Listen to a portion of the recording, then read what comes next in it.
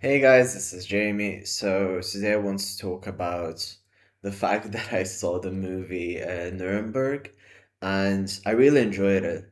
And I watch a lot of war movies in general. I'm quite interested in the World War II period of history because obviously being someone who was born in post-Soviet Union and in post-Soviet countries, uh, I grew up being very aware of it and obviously with current life events, current war events, I can't help but sort of think of how it was in the past and the fact that things get forgotten because right now, like obviously in Putin's Russia, we have a lot of sort of, oh, let's remember the past and compare this to the situation right now in Ukraine, which isn't very relatable. So therefore, a lot of people don't talk about World War II from the perspective that it should be talked about.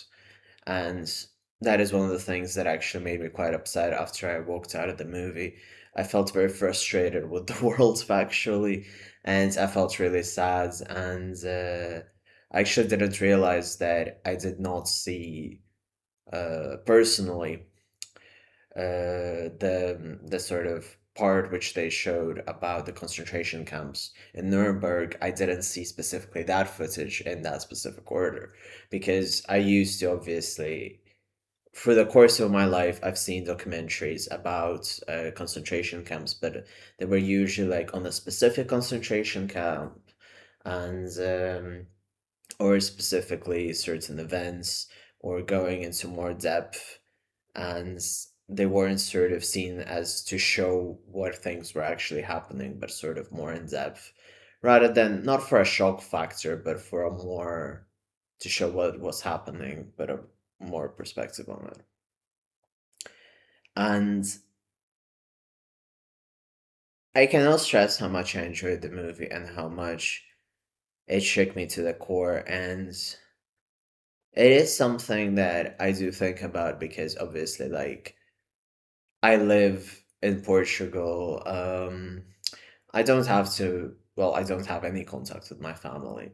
And literally, sort of other Slavs who I talk to are friends and stuff. And I do feel a bit sort of withdrawn from my roots and kind of sitting in the movie, it made me realize, and this is something that much as I consume Western media or Western movies about World War II, people don't really see or understand how hard it was for the Soviet soldiers and how hard it was for people who were Jewish or of Jewish descent. And like I'm nearly half Jewish, and I had relatives which are in mass graves due to the Holocaust for being Jewish, and I have my grandmother's brother who died in World War II as well in the Red Army. So a lot of my family obviously suffered. A lot of my family was at the war, and a lot of my family is very aware of everything that happens. And obviously, time goes on, and it's much more difficult because I do feel very alone and sort of remembering certain things. And obviously, I have my partner and stuff, but it also feels a bit different when you're sort of like the only one, like from your family, who remembers, or the only one who sort of on my side, sort of since I don't talk to anyone, I'm kind of left with my own memories. So it's quite difficult to process because I'm the one who remembers like what my grandparents told me. I'm the one who remembers sort of what my parents said. And sitting sort of in a room of sort of like people who most likely did not have any relatives because Portugal was neutral, or maybe more sympathetic towards Salazar or not sympathetic, but they were in the Portuguese struggle rather than the international scale. And that does feel very alone. And like I said, because of Putin's politics, people just don't think about what was happening to the Soviet person, how people were massacred, how we were reduced to rubble, to nothing, and how horrible the war was. Because, for instance, like me and my partner also watched SAS, which is great by the creator of Peaky Blinders, SAS Rogue Heroes. And I really loved it and it was great, but it's really just sort of shocking to me to see how British soldiers were treated by German soldiers because Soviets were just treated as dirt. And again, being someone who's of Soviet descent and who's of Jewish descent, like I can't even imagine sort of seeing any of my relatives even being treated anywhere like that, you know?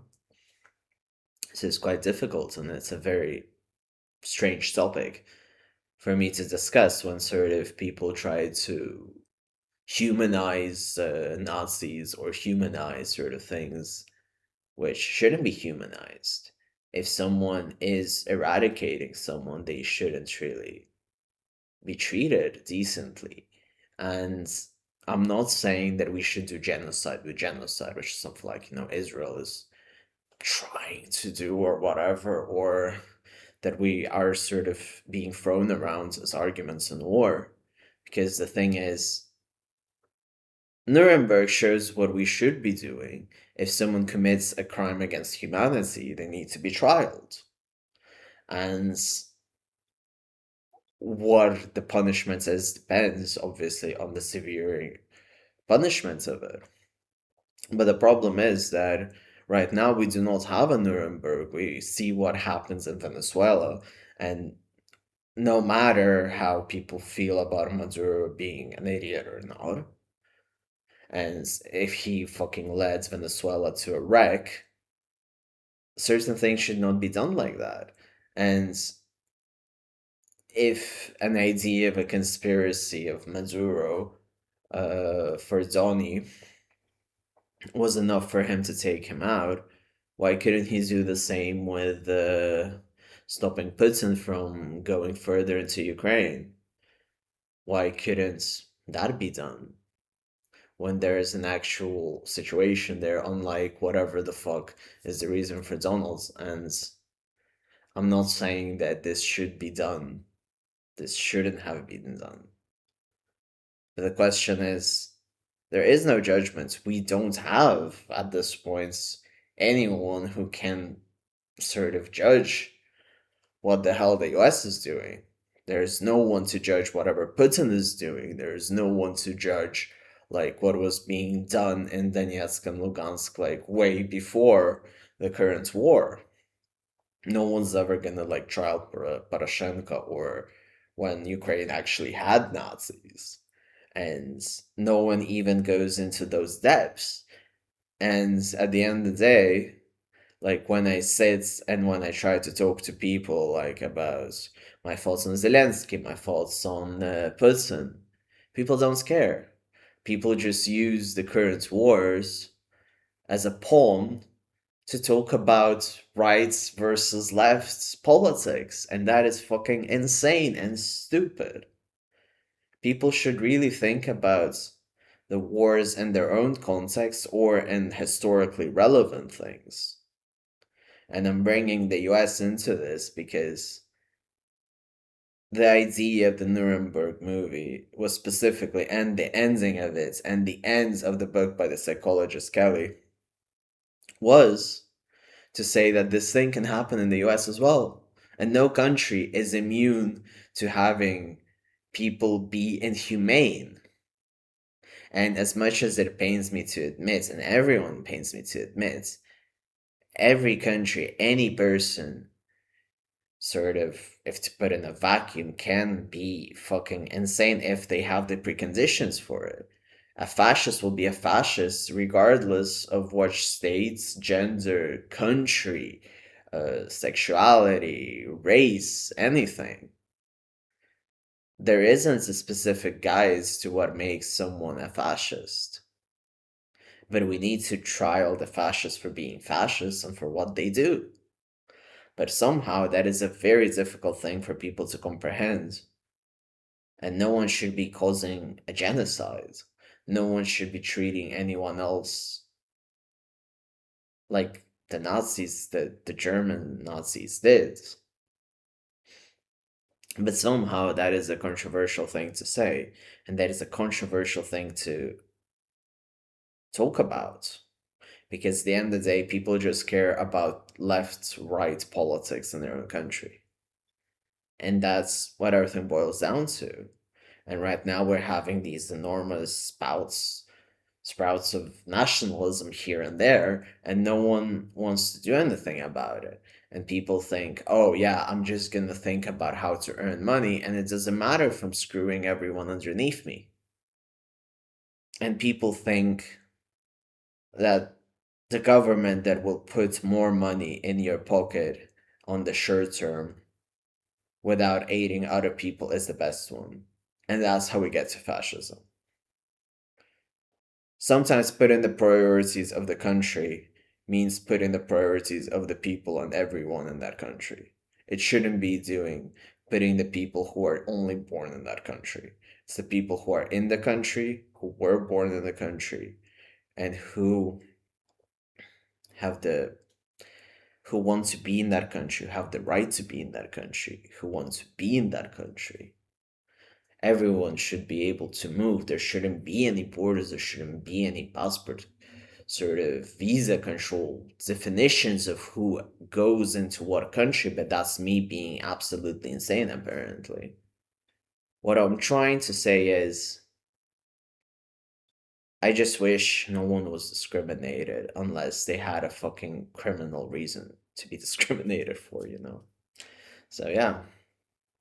So, what I wanted to say was, I'm just tired of seeing Nazism on the rise and nationalism. So, yeah. Thank you very much for watching. And I hope you enjoyed this video. Feel free to send to someone, feel free to piss someone off. I guess if I pissed you off, that's the intent. Yeah, thank you very much.